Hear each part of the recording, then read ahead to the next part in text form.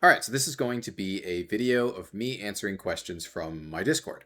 For those of you not familiar, for the past I don't know 6-ish months or something like that, I've been streaming most weekends. One of the things I've recently added on is that I have a Discord and I have a channel in my Discord where people can ask me questions, and I try to answer them on stream if possible, or if I think it's actually interesting and something that more than one person would be interested in the answer. I try to get an answer in. But I realized because I do this at the beginning of a stream and then you have to look at the stream VOD and figure out where I answer the question even, I realized this isn't really a great, like the stream version of this isn't really a great way for people to actually get their questions answered or like get interesting questions talked about and then be able to actually see that other like later on.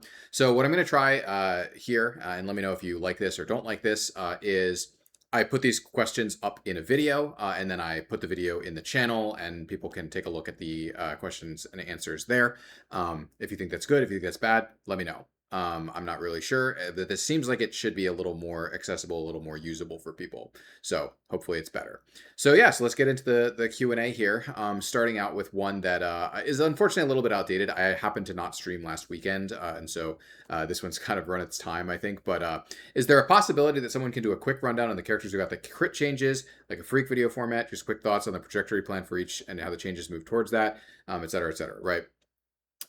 Short answer here is like someone probably could have made this video, but I'm not sure it has much value now that the changes are just live and we're kind of seeing this. Maybe there's still some people who would be interested in this, but ultimately the reality is like there's lots, there's people, lots of different people making changes on live. Not all of them want to or spend the time making these videos, right? Like again, all the time I spend streaming, and same thing with Freak, right?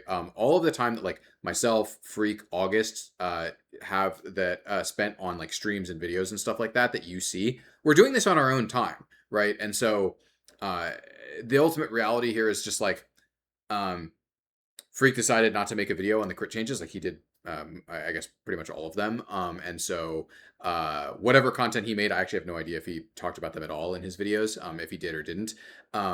That's what he decided to spend his time on or not spend his time on, and that's up to him. And so ultimately, my answer to this is like, you're just not going to get a full in-depth explanation of every single thing that we make, unfortunately, right? It would be great if we could, but that's just not how things are structured, such that we can make public content talking through the exact fine details of every single change that we make.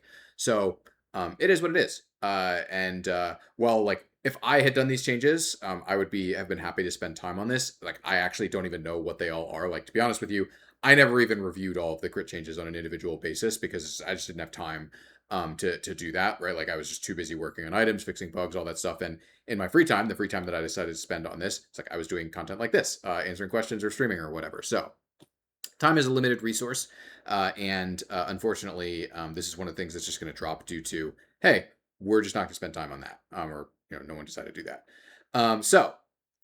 Let's move on to question number 2 for the stream. Well, originally this is before I decided to do a video, but so this is now going to be for a video. What do you think would happen if they swapped Dragon and Baron's or Baron and Dragon's location? This is actually, I think, a kind of interesting question. Because in the current game now, we have the role quests. And obviously, it's going to be really hard for me to sort of answer this around role quests because we haven't really seen how role quests play out over a longer period of time. We don't really understand them as deeply and as well as we would need to, I think, to give a good answer to this question. But assuming that we keep all the spawn timings the same and it's just like dragon spawns top, I strongly suspect that what you would actually see is number one, you would see the first dragon get soloed a lot of the time, right? Top laners especially pay a lot of cost to leave their lane, like actually much higher cost than bot and supports do, like briefly to interact with dragon. Because there's only one person in their lane and not two. And because of the role quests, supports are now paying a bit higher of a cost to roam. You might still see support roams to first dragon, right? Like absolutely that might be the case, right? So it might still be optimal to do that. But I think you would see in solo queue definitely a lot more solo dragons. And especially with the changes to epic monsters in the current season where the jungle pet damage is uncapped, and the epic monsters have higher resistances, so it's less useful for people to help the jungler. I think what would actually happen is you would see a lot of like playing for pressure rather than playing to fight at the objective, and so you would see like I think top laners with really good wave clear and mid laners with really good early wave clear would probably be a little more popular and more powerful because they'd be able to secure priority for dragon, even if they didn't actually want to go and play for the dragon itself and like actually hit it. I'm trying to think of a good champion example of this, of like of a mid laner like this, like Anivia, for example, doesn't really want to fight over early dragons, right? But when she hits level 6, her wave clear is quite good, right? And so that's like an example of a champion that might be better in this world. And then the equivalents of top laners and stuff like that. Champions that are good at pushing out waves, around when the first dragon spawns. I think once you get towards like second and third dragon and like Baron, a lot of the end results are the same. It's just the opposite. You just flip things upside down.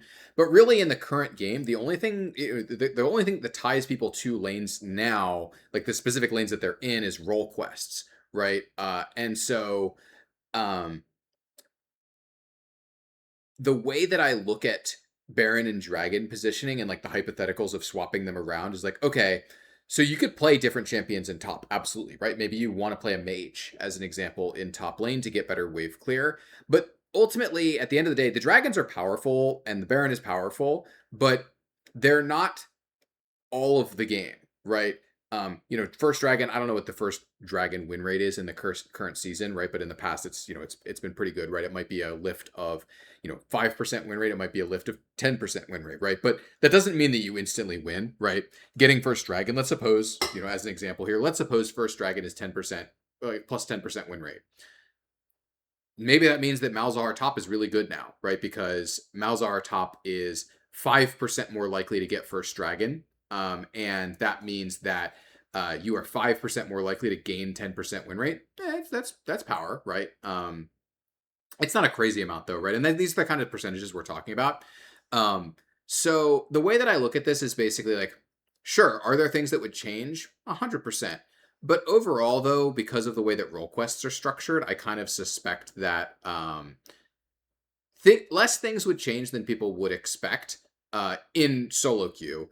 In competitive play, I think that's where you start, or like coordinated play, I guess I should say, is where you start seeing more interesting like potential changes along like, oh, well, we're actually going to rotate and swap the AD carry briefly for, 120 seconds because we want to secure priority, over this like over top lane, and then we push top lane, we get priority on the dragon, and this means that Callista is now really high priority because she's really good at this, brief, temporary swap, and or whatever, right? Like any combination of these things, and then the enemy team counters and they pick Sivir because they want to hyperscale and they want to get that extra gold from the support quest. They're gonna not swap, or sorry, not support quest, like AD carry quest.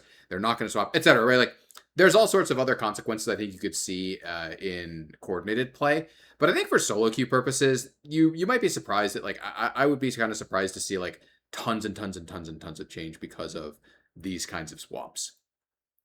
All right, this question about Varus.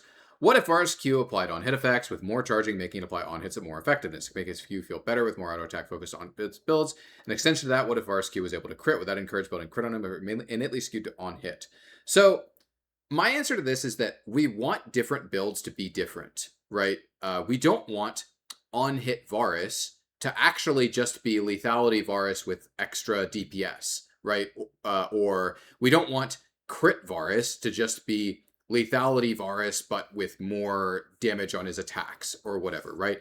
It is actually good for the game that different builds have different outputs, right? And this is one of the dangers of doing things like on-hit effects on spells, right? Where for Ezreal, it's very, very, very interesting, and I think it in fact is very good for him. But when I look at a champion like Master Yi, I think one of the downsides of saying that his Q applies on-hit effects is that in terms of outputs, right? Not in terms of power, I want to be clear here, right? But like in terms of output, his on-hit builds and his crit builds are very similar. He Qs on you, he does a bunch of damage, and then he attacks you for a lot of damage, right? Now, obviously, I'm oversimplifying things here, right? But that is, one of the end results of doing things like adding, powerful on-hit scaling to spells on champions that have multiple different builds. Now, this doesn't necessarily mean that we could never do something like this. I want to be clear here. I'm not saying that this is like, it's just innately bad. But I will say that one of the values of having different spells that scale differently on builds is that when you click different items in the shop, you actually end up with a different result, right? It's actually pretty important for the structure of League of Legends as a game that when you pick a different item, you actually get a different output, right? Imagine the very extreme end version of this of like every, item that you click in the shop is just a block of, did you want to be slightly tankier, slightly more damage, or slightly more move speed, right? It's like that's not a very interesting shop system, right? And so it's actually important that champion kits do different things when they get different stats and different effects, such that building different items has an actual different output. And that innately means that some builds are going to be better than others, right? This is fundamentally why we don't have every champion having 7 different perfectly viable builds, right? Is that, well, we want the items to actually be different, right? It's very easy to balance a bunch of different builds simultaneously if the builds aren't actually different, right? But this is why sometimes, one of Varus's builds will be 3% higher than another. It's because they're different. They have different outputs, right? And, that can be challenging to balance, but we opt into that because we think that makes for a more interesting, more compelling experience when you're interacting with the shop. That when you're Varus and you buy Blade of the Ruined King, that is a very, very, very, very different experience than when you buy Ghost Blade, right? And every single time we wear away those differences, we make the item shop less interesting for those champions in many ways. Now, in some cases, it can make the item shop more interesting, right? I want to be clear about this is like, this does not mean that every single time we add on-hit effects to a spell or, add a new mechanic that interacts with some other mechanic that it makes them less interesting. Sometimes this can be more interesting. In the case of, I think Volibear is a good example of like his W applying on hits is actually an interesting thing, in the way that he interacts with itemization, right? In the way that he interacts with like Sheen, for example. And I think that's a positive, right, for Volibear.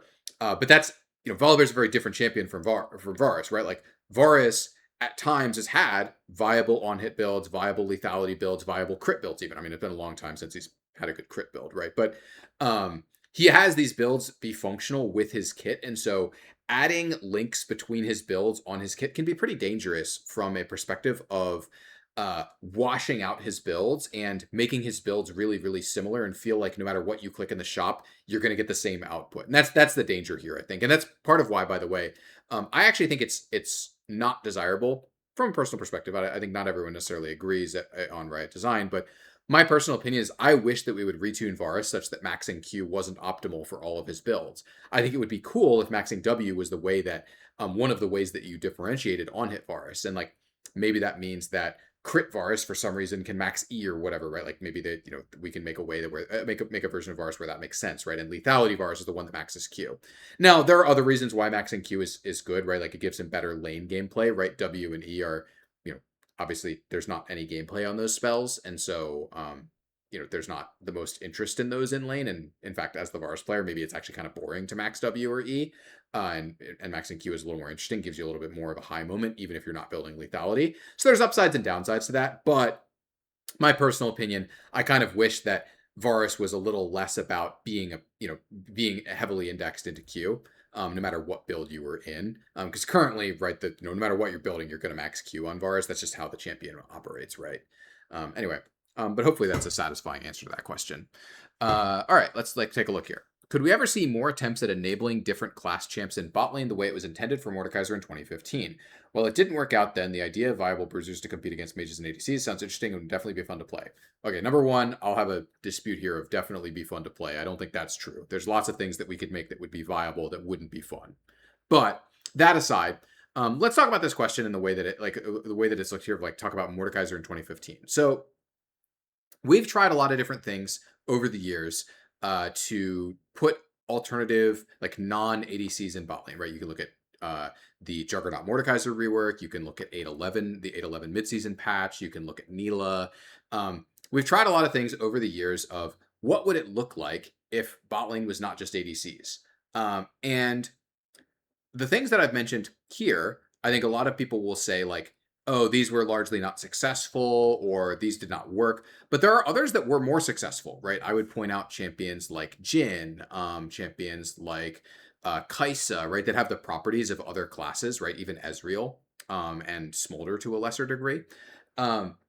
We have had successful champions that are or like, things in the bot lane role, like whether it's systemic effects or champions specifically that are not strictly AD carries, right? Jhin, this is something, an example I give on stream a lot is like Jhin isn't really an AD carry, right? Like if you think about Jin's outputs, it's like, okay, so he has cooldown gated burst damage, setup CC. He can affect the fight from long range. He has a lot of unreliable damage. Oh, wait, these are all mage outputs, right? People think of Jhin as an AD carry because he's clicking Infinity Edge in the shop and because he's like literally auto attacking people, right? But if we rethemed Jhin and had a virtually identical kit and it was we tuned it to be better in mid lane, I actually don't think that people would read that as, hey, this is an AD carry that they jammed into mid lane. That people would read it as a mage. Like we heavily theme, and I think a lot of what people read as classes comes from the itemization they build, even though that's not actually true in a lot of cases, right? Mundo is another good case, not talking about this question specifically, but Mundo is another good case of like, Mundo is a juggernaut. He just happens to build tank items, right? And so people interpret Mundo as a tank, even though it's like, well, what exactly are his tank outputs? Being tanky, right? He doesn't have any hard CC. He doesn't really do anything other than run at the opponents in a straight line and try to kill them in the same way that like Darius or Garen do, right? And he has a lot of the same outputs as Darius. I tried to mash them together. Garen and Darius, right? Anyway, getting back to the original question here about different class champions, I think we can do this, but I think that if we were going to do this in the future, what we should do is it looks a lot more like Jhin, or even Kai'Sa, right, who has some of the properties of an assassin, where we make a champion that has some inputs of an AD carry that appeals to AD carry players, and then we give them properties and outputs of another class, and we trade them off in some ways that are appropriate, and then we can make a package there that is really compelling for AD carry players, but gives them something cool and fun that they can interact with that's good for them. I think largely what we've found is that things like the Juggernaut Mordekaiser and when like I think of the time like 8-11 when and like the following patches when like Aurelia and Yasuo bot were very good and things like that. It's like AD carry players generally don't opt into playing these champions for the most part.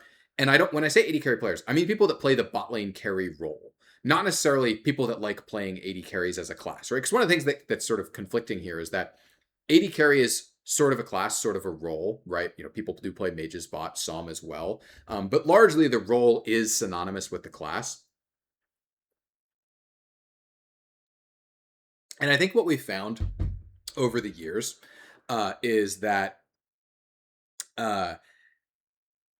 we can make good things in this space, but forcing like, hey, by the way, here's Mordekaiser who doesn't have the inputs or outputs of an AD carry, and now you're expected to be able to play this champion if you are a bot carry, like a bot carry player.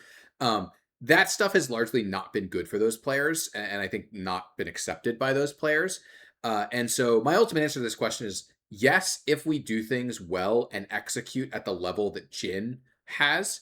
But I don't necessarily think that means that we can or can't do this. It just means that we need to have good, compelling, like, hey, this is what an AD carry fighter, like an AD carry with some fighter outputs look like, which is kind of Samira, right?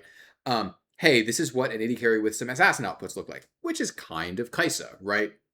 But I will say Samira and Kai'Sa are much less hybridized, right? They have vastly fewer of those class out. They're not nearly hybridized to the point or like existing in that other class in the same way that like Jhin is, right? And so the question is like, how far can we go and how easy is it to go as far as we need to go to make people feel like there are other viable classes in bot lane? I'm not sure. It's an interesting question. But I definitely think we could do more of this stuff in the future if it was something that we were really interested in. All right. Moving on to the next question. Since we got quite a few buffs to enable champs in multiple roles again, like Silas Jungle, Viego mid/top, etc., could we possibly see that return of Hecarim top like in season 8/9? I really enjoyed that and think you guys got great over the years to make the off role feel fair and enjoyable for both the player and the opponent. I think this is something we could do. My thought on this is just that I think making junglers into laners is a lot harder than making laners into junglers in terms of functionality. With laners into junglers, some jungler or some laners like Sylas, all we have to do is just say, hey, your jungle clear is functional, and boom, you're a functional jungler. Now, there are obviously some champions where that doesn't work, right? As a recent example, look at like Fizz, right? We said, hey, your clear is pretty good. Okay, that doesn't make him a good jungler. And so there's limits to this. But if we wanted to make Hecarim a laner, right, it's like, we probably need to change his mana cost. We might need to change his early damage scalings. It's just a lot of stuff that, outside of mana costs, a lot of the things that we would likely need to do to make Hecarim into a functional laner probably have impact on his jungle, right? It's like things like, hey, what about his early W cooldown to make sure that he can actually interact correctly in lane and like have good enough frequency? And then the question is also, okay, what about the lane gameplay of Hecarim? Is it good? Do we think it's something that's compelling? I personally don't have an issue with Hecarim as a top laner, or like honestly even really like a mid laner. I don't think, as long as he's doing things that are reasonable and he's paying an appropriate cost, right? Like my perspective on a lot of the champions that have like really unfair abilities in lanes, right? This is like Warwick and Trundle, for example, is I think as long as they're properly mana gated and they don't get to use their unfair spell too much, right? Like with Warwick, this is his Q. He's not allowed to heal that much because he's limited by his mana costs. With Trundle, this is his E. He's not allowed to just like pillar you and get free trades on you that much because it's a long cooldown and the mana cost is pretty high, right?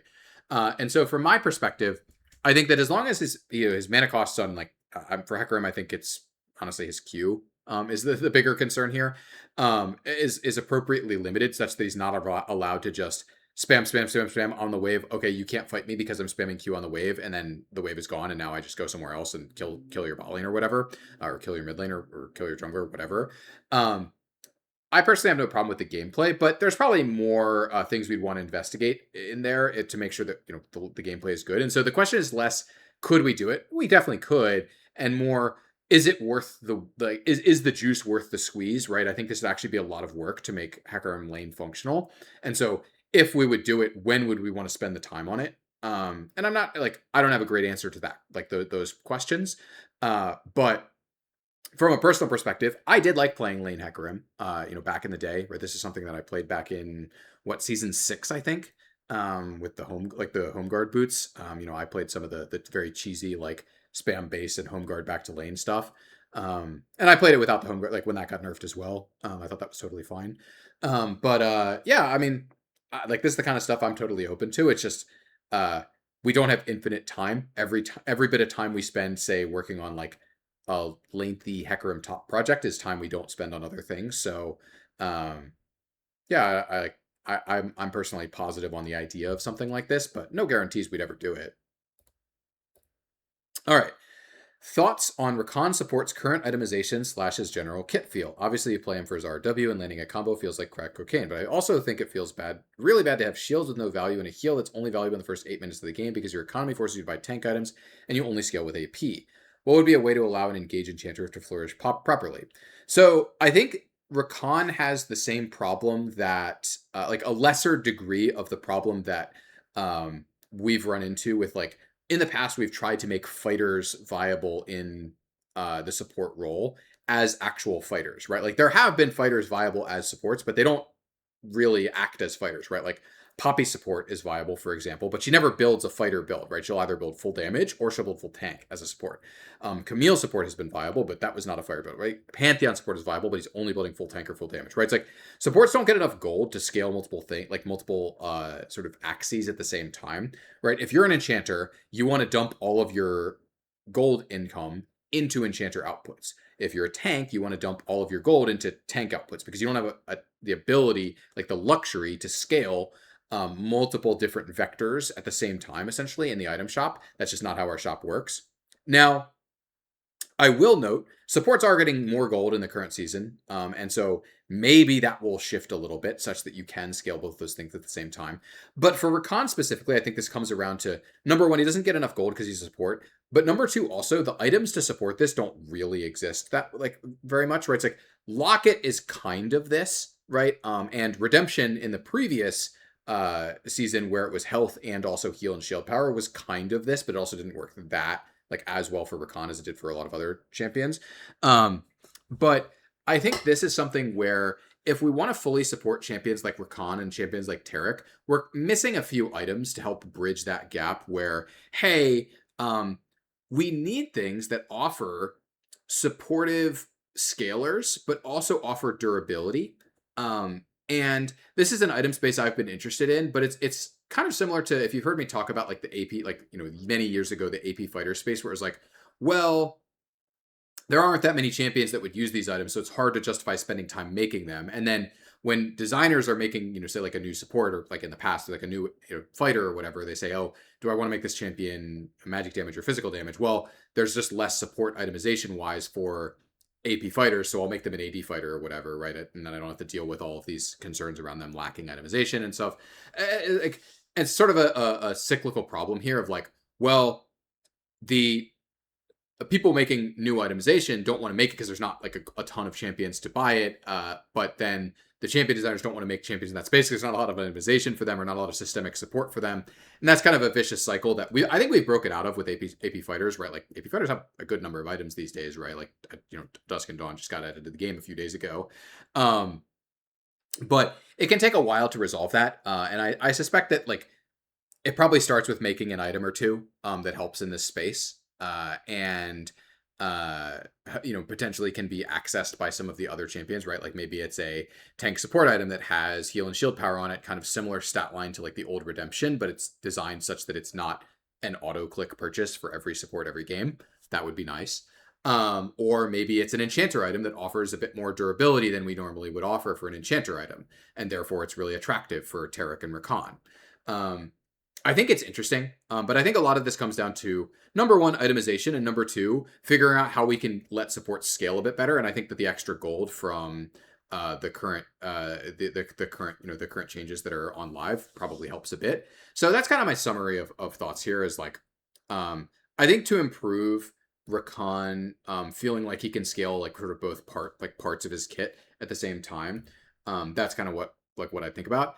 I will say, for what it's worth, though, you're not going to get everything, right? Like, you don't just get to be the best, one of the best in class engaged supports in the game and also have really, really powerful supportive outputs. It's likely you'd have to give something up, right, in order to have really, really powerful enchanter outputs. Like, if you actually want your enchanter outputs to be 80% as effective as Lulu's, you're not allowed to be the best in engage support in at a 900 range engage in the game, right? Which, like, I think you can debate whether I think there's debate around like who's the best engage support. Is it Rel for the AoE? Is it Nautilus for the guaranteed nature of it at long range? Is it Leona for the non-committal nature? Right? Like, there's debate as like how powerful or how good you are at engaging, but like unquestionably Rakan is among the best.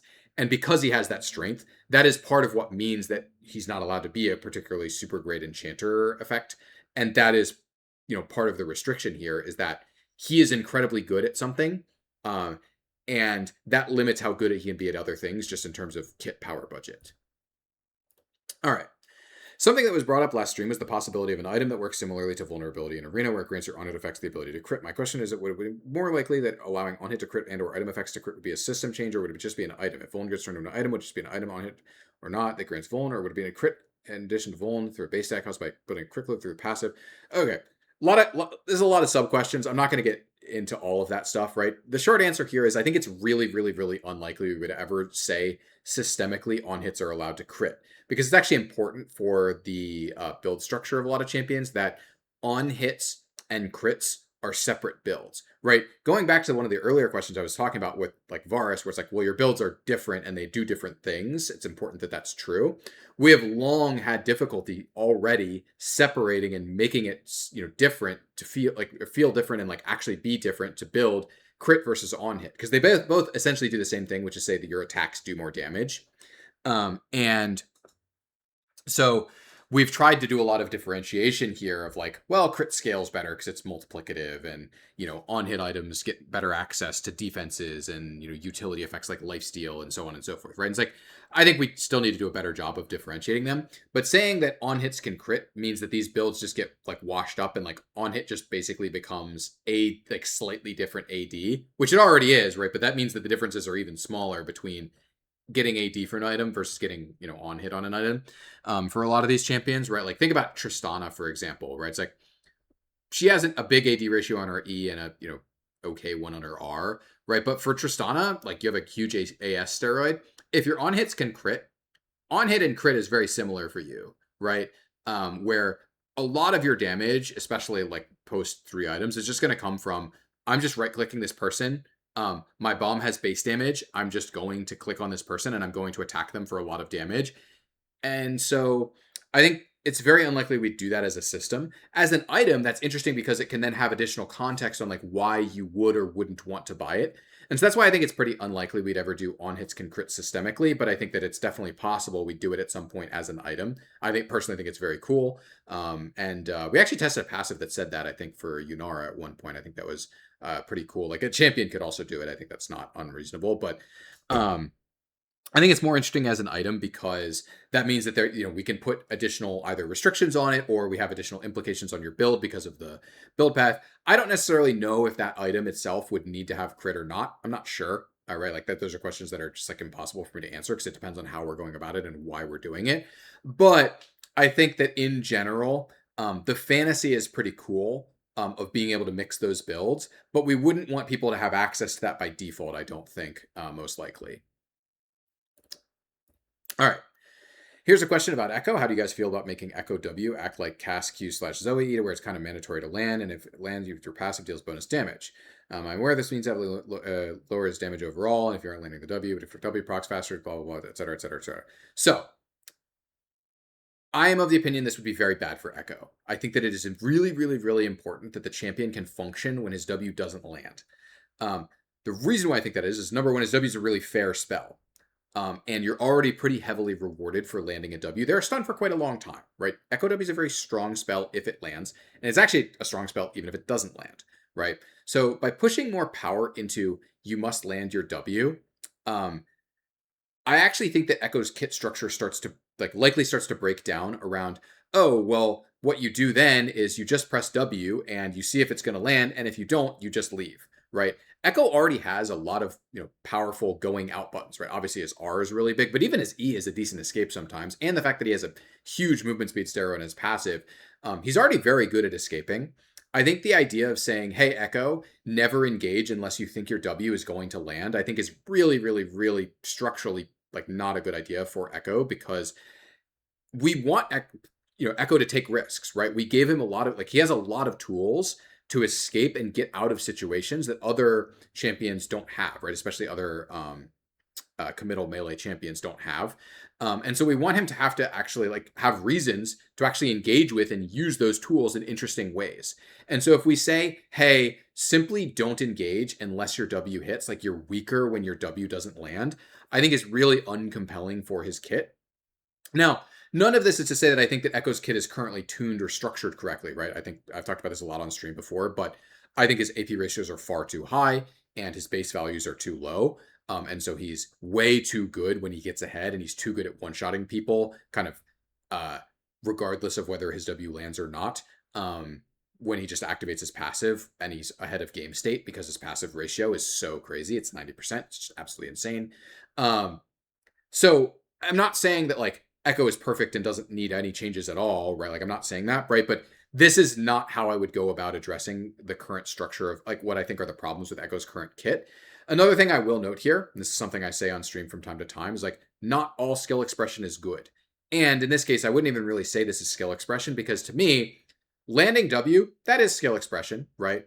But secondarily, deciding whether you're going to go in or not is also skill expression, right? And if we simplify this to only go in if your W lands, that actually is a less interesting version of Ekko. And I think it's actually an easier version of Ekko, right? Where only W landing means that you can engage is less skillful, I think, in a lot of ways than the Ekko that has to make a lot of decisions around, okay, I did or didn't land my W. Does that mean I engage? Does that mean I engage from this angle versus that angle, etc., right? Ultimately, there are different types of skill to test. Landing a spell is not the only skill that we want to test on really any champion, but even Ekko especially, right? Is deciding whether you're going to interact with someone based on their positioning relative to your W, whether the W is likely to hit them or not. That is a really important skill for Ekko currently, and I think it's important that we preserve that because I think it's one of the more interesting things that we can offer a champion like Ekko. Is that kind of decision making that is really compelling. Okay. Let's move on to the next question.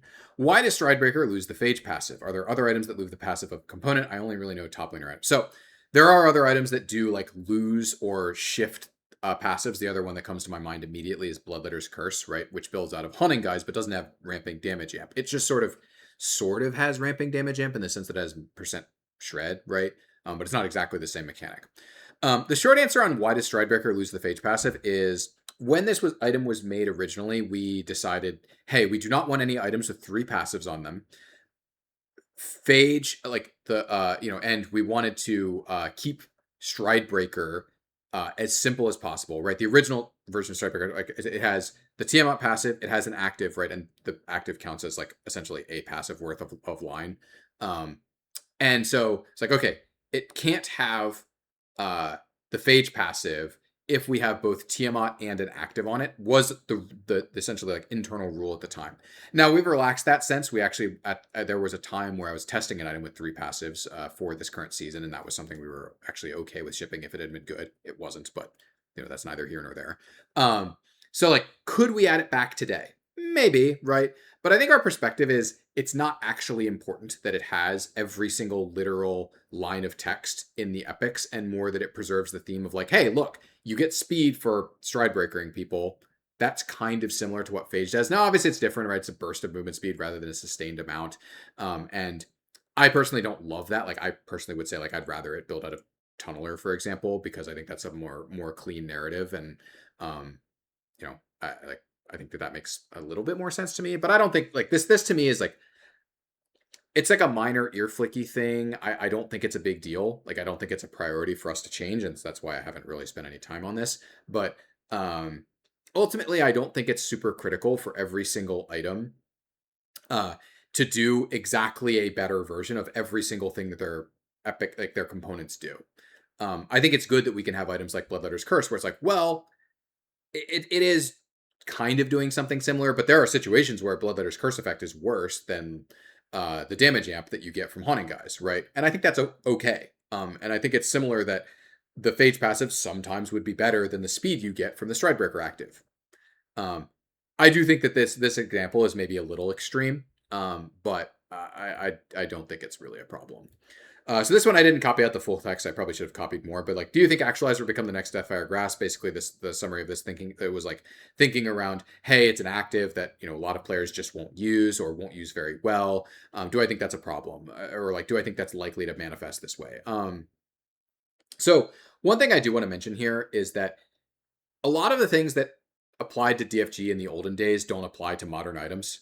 And I'm not speaking specifically about like lower skill players not using actives. That is still true. Like, they largely don't use them, and when they do use them, they don't use them particularly well.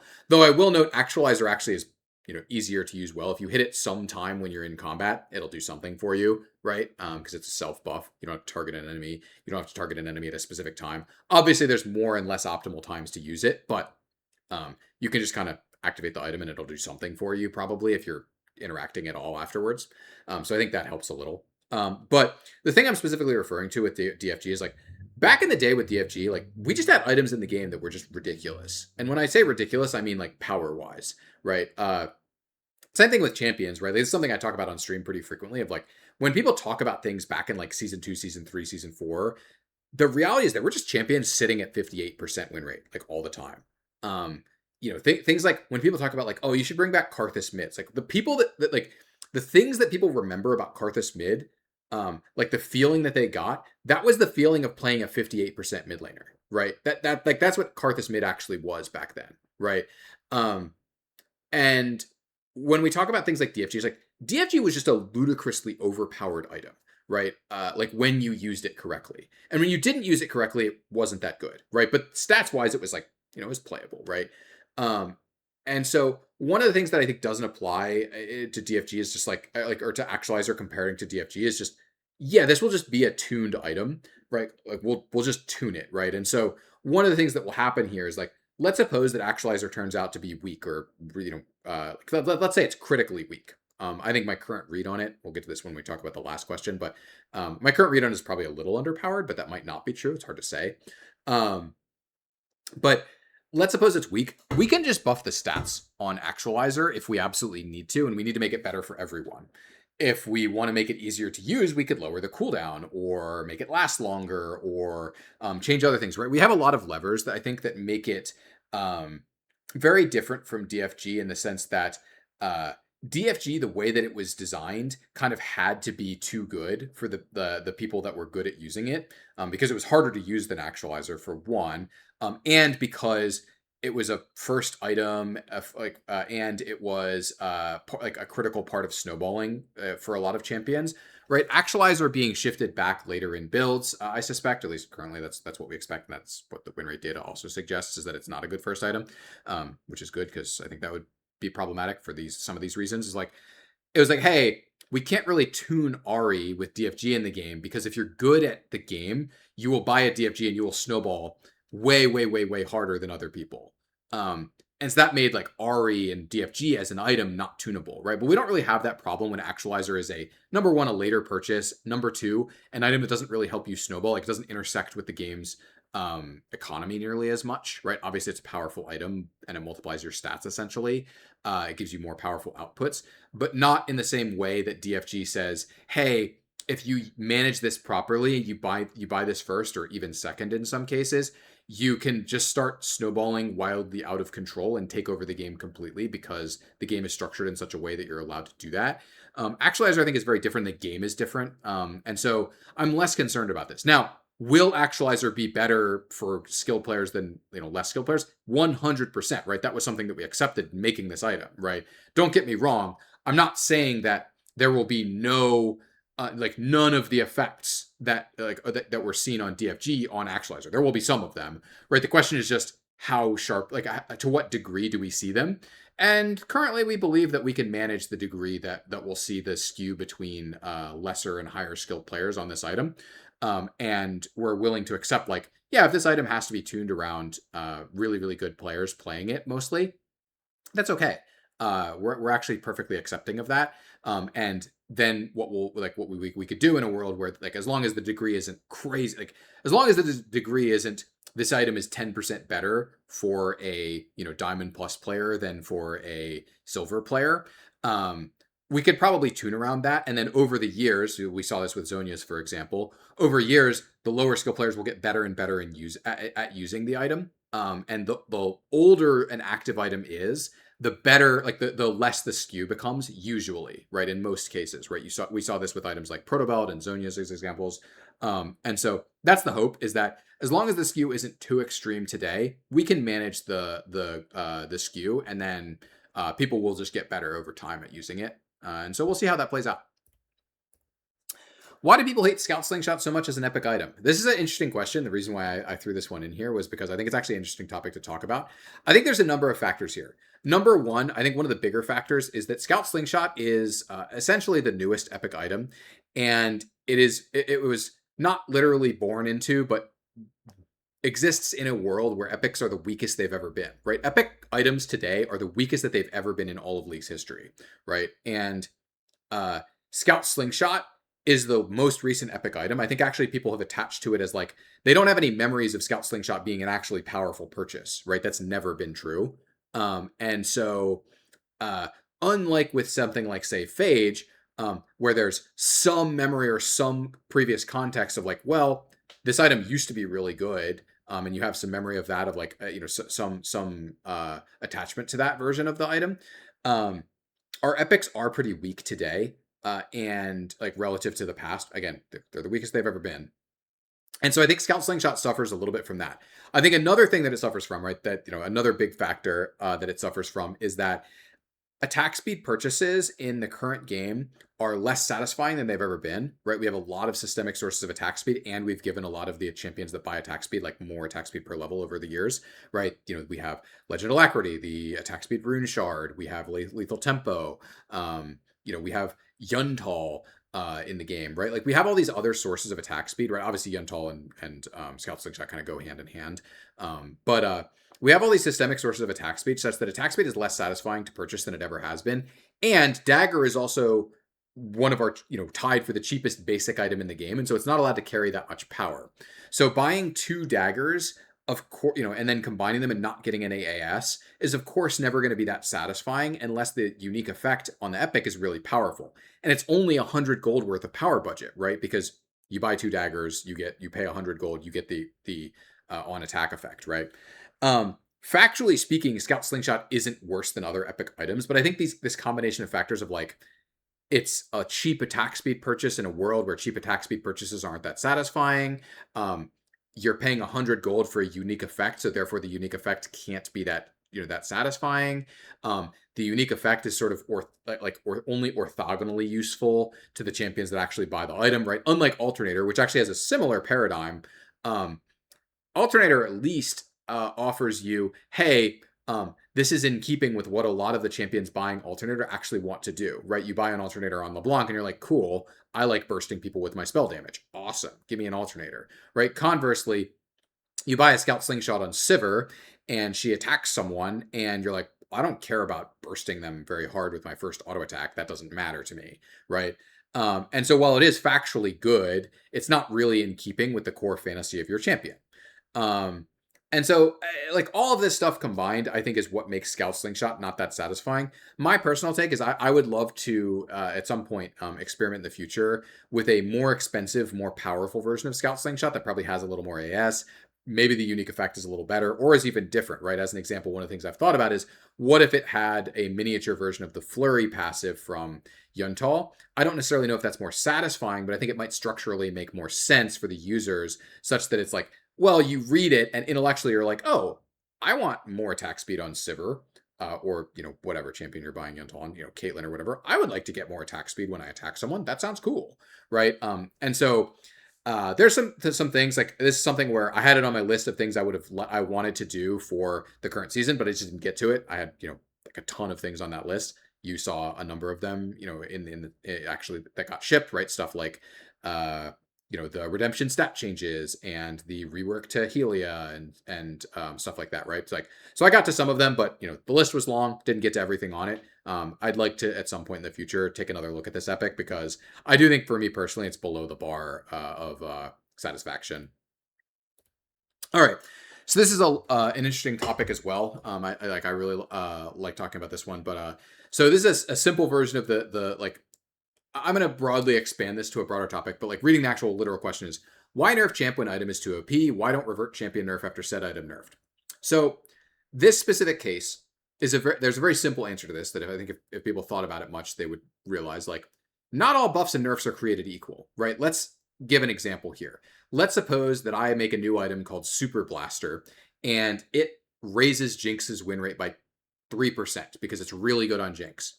And I nerf Jinx on the following patch after making Super Blaster. I nerf Jinx by 1.5%. And okay, Jinx is now still up 1.5% because of Super Blaster. Oh, we actually decided to nerf Super Blaster by 0.5%. And Super Blaster is now nerfed, right? Okay, the Jinx players might come around and say, but Super Blaster is nerfed. It's like, you need to revert the Jinx nerfs. Well, no, Jinx is actually still power up, right? Jinx is 1% up from Super Blaster, right? Even in this specific example, let's suppose we nerfed Super Blaster by 1.5%, which is a much larger nerf for an item, right? Jinx would be exactly where she started. If she goes up 3%, we nerf Jinx directly by 1.5%, we nerf Super Blaster by 1.5%. Jinx is exactly where she started in terms of like power-wise, right? And so, of course, we're not in that world going to revert the Jinx nerf that we did. It's needed, right? Basically, the short answer here is that not all buffs and nerfs are equal, right? And like from a very simple perspective, like a very straightforward one, we can't just revert every nerf that we've ever done because of a system, because sometimes those nerfs are actually important and sometimes we think they're good. A more complex, like nuanced take on this is also that we don't have a literal exact number that we want every single champion to be. in terms of win rate, right? It's not like we sit here and we say, you know what, Jinx needs to be exactly 51.3% win rate, or she's not balanced. Therefore, this system buffed her by 1%. We nerfed her by 0.5%. We need to figure out a way to nerf her by another 0.5% so that she ends up at exactly 51.3% win rate, right? We have a range of win rates that we accept. And sometimes systemic changes and follow-up changes to the champion mean that a champion might be slightly up or down over the course of time. That's okay, right? Not every champion needs to be exactly at some specific percentage to be in a good state, right? We have a range of win rates that we're willing to accept for resting for different champions based on, a number of different factors, including how hard they are and all sorts of other things. There's a lot of different factors to get into that. I'm not going to get into that here, but ultimately, the simple answer here is just that not all buffs and nerfs are created equal. The more complex other thing we could talk about here is like, and this doesn't apply to just items, right? This can talk about runes or systemic factors, right? Like as an example, we could buff turret, like inner turret gold, and that probably buffs certain, split pushing top laners, like Yorick, for example, right? It's like, why don't we revert some of these things when we change some of the systems? Sometimes the answer varies, right? Sometimes the answer is that we think that nerf was good for the champion. Sometimes the answer is that we want there's another buff we wanted to really do for the champion. We decided to buff them in a different way. And sometimes ultimately the answer is that, hey, maybe we missed some of these sometimes, right? Like the ultimate answer is like, we're not perfect, right? We don't get every single thing correct every single time, right? Sometimes maybe there is a case of this that we missed. And it's like, oh, actually we really should have buffed, I don't know, Tom Kench because we systemically nerfed Heartsteel or whatever, right? And we had nerfed whatever, right? Like, some combination of these things, right? Again, I'm not saying that everything is done is perfectly correct, but a lot of the times this sequence happens where, system gets added that buffs a champion gets nerfed, item gets nerfed, and then, players of said champion are now complaining. It's like, a lot of the time the champion ends up in the same spot or very close to the same spot that they were, and they're just, ultimately like they're complaining to complain. The champion is just as good as they were before, power-wise. And, sometimes maybe they feel worse, right? Maybe the nerf that we did wasn't a good one, or maybe the item, or the system or whatever isn't ideal, right? I'm not saying that everything is perfect, but a lot of the time, in reality, the power level of those champions tend to end up pretty similar. And so that doesn't necessarily mean that we should immediately revert every single champion change that we've ever made because of a system, right? The reality is that systems affect champions, champions affect systems. There is a circle here. It is not a one-directional line where only systems affect champions, right? That's not how this works. And so we have to consider both sides of the equation when we're doing changes. All right. This is another interesting question. I can't give you necessarily like the best answer ever to this, but I can hopefully give you one that's at least interesting. But like, we used to have preseason where we had a few weeks to play with the changes before rank seat reset. Why did that end? So a couple of disclaimers before I get into this specific question. I'm not one of the people that decides this kind of thing. I'm not, certainly not a part of the discussion when we did this. But I can give you some of the, and there are clear upsides and downsides to both versions, right? Both having preseason and also having no preseason, and also like what the length of preseason is, right? Obviously, when we had preseason, there were variable lengths, right? Some preseasons lasted a longer time, some lasted a shorter time. So there are upsides and downsides. Some of the upsides that we get from the current system where there's no preseason is, I think one of the biggest ones is that one of League's primary audiences is highly competitive players, right? And for a large percentage of the highly competitive audience that are primarily playing League because of their competitive drive, they want to get better, they want to display their skill, they want to, ladder up on ranked, right? Having a large period of the year where we say, hey, by the way, ranked is either meaningless to you or very low meaning to you is devastating for these players, right? That completely removes any reason that they have to play, like their core motivation for playing the game. And so this is not good for them because like, why would they ever play, right? And so that can be really rough for them, right? A pretty large segment of the audience just doesn't want to play during this time. And for what it's worth, right, I think it's actually okay to have time periods where it's like, hey, you can take a break. But we want that to be more you can, not you must, right? Like there's a very big difference here between, hey, it's totally okay. You don't need to be playing the game 24/7 to have a good time playing the game. That's great, right? But it's a very different feeling when it's, hey, we've specifically removed your primary motivation for playing the game feels really bad for a pretty large segment of the audience, right? And so that's obviously a big upside of the current system, is that we don't really have that. Um, Another thing is, I will note here that there's another player type that is another primary motivation for playing games, which is like optimizer slash tinkerer. These are people that really like systems like runes, for example. They really like messing with systems and understanding things at a deep level. Um, those players that have a primary or secondary desire to also be competitive, those players get really disenfranchised by not having a ranked queue to play in when there's new content, because those players specifically really want to optimize content in a and like be rewarded for being good at and fast at optimizing new content. And so when we do preseason and there's ranked is low value or not even on, what happens to those players is that they are demotivated again, because they can do all the optimizations that appeal to them, but they can't do them in an environment that matters to them, right? And so if you have a strong competitive drive and also are an optimizer, preseason can be rough for that type of player, because they don't have a place to actually access their kind of intersection of core motivations.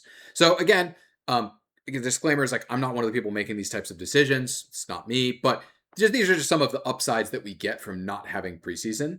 And I wouldn't be surprised if in the future that we would reconsider this. Like, it's the kind of thing that we're always talking about internally, and like, hey, is this timing structure good? Does it work for us? Does it work for the players? Is it ideal, right? And I think that kind of structure, we have the current one. There's an old one. There could be other structures of releasing large new content in the future. Who knows what that'll look like? All right. And this is a question from a DM I pulled in that was actually I just saw this morning that I thought would be good to talk about, is thoughts on the new season after it's been out. It's just been a few days. We just did a hot fix yesterday, the B patch, which I was helping out with. I'll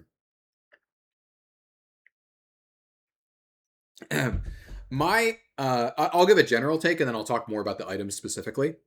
My general take is, so far so good. I've seen a lot of feedback. Obviously, some of the feedback has been positive, some has been negative. That's true every season. But I think so far, like, my personal take on the games that I've played, I think have been pretty fun. I've seen a lot of people that have been having a really great time. I think we've seen a lot of the feedback that we expected, right? We knew that there were some risks in, making some of the features that we did, right? Like things like Phalites, for people that don't care about the vision system. Some of them don't like that. That's fine. Home guards for people that really care a lot about like certain intricacies of early laning phase. Yep. That does degrade some of those things. We knew that there would be some costs to some of the features that we were making. And a lot of the feedback we're seeing is stuff that we expected. And we'll have to see how that plays out long term. Hard to give good evaluation on that, today after it's been out for a few days. That's the kind of thing we need to really reevaluate over a longer period of time, right? Look at plants is a great example of this from the past, where it's like, yeah, if you looked at just Reddit on the day that, on 3 days after plants shipped, you would have said, oh, plants must be the worst feature ever. If you looked at, actual feedback 2 weeks later, you would have said, oh, wait, plants are just kind of good, right? So we'll see how things play out. We're always open to changing things if they're not working, but I'm pretty positive on the new season general, like the kind of whole set package, if that makes sense. Talking more specifically about the items, because of course that's what I'm focused on, since I'm the guy who made these 9 items that we just added and did a bunch of reworks. Definitely some items that are looking quite strong. I think Bandle Pipes is looking pretty strong. Dusk and Dawn is looking pretty strong. But we didn't decide to put them in the hotfix because they weren't looking so strong that we had to do something. Whereas Essence Reaver was like, yeah, wow, weird. Every Essence Reaver champion is up like 2%. So that we had to do something about that. I'm pretty happy with how the items are playing out so far. I've been interested in seeing some spicier. Some people have been cooking with the Enchanter tier item. We'll see how that goes. See if that actually lands in a good place. And that one may be over nerfed. It's kind of hard to tell right now. Tier items are tricky because you have to also look at like transform times and stuff like that. That one can be tough. But yeah, items I've been pretty happy with how they've played out for the most part. I've really liked seeing how like Endless Hunger has been playing on the AD casters. I really like Dusk and Dawn, even though it looks strong, but it looks really good. I know the Ekko players have been absolutely thrilled to be playing with Dusk and Dawn, which has been awesome. I've seen a lot of people really excited to do that. But yeah, I like new items are looking good. New season is looking good so far, like mostly within our expectations, and then we'll have to reevaluate some of the spicier features. After the season's been out for a longer period of time, and we have more data and more feedback to work with. But yeah, so far so good. I'm really happy with how people have been liking the items. I've been super thrilled. People have been dropping by my Discord and saying, "Hey, love love it with the new items and stuff." And it's been awesome hearing all the positive feedback on the items specifically. So thank you everybody for that. And yeah, so far so good. And yeah, so this is going to be the end of the video, which ended up being an hour long. Holy, I didn't realize it was going to be this long, just yapping for an entire hour about these Discord questions. So yeah, I'll I guess link my Discord in the description. I should probably start doing that in my videos. I should just do that. So I have a category, a channel, or I guess it's a forum in my Discord where people can drop questions. If people or I think they're interesting enough, I'll throw them in this document. And then my current plan is I'll probably just make a video like this every, I don't know, week or two, and we'll see how that goes. If people like it, again, let me know. If you don't, also let me know. But yeah, I think this structure makes more sense for people being able to get their questions or their topics answered or topics addressed in a way that, they can actually see later on. So yeah, thanks for watching, and yeah, I'm gonna go make lunch. Yeah, see ya.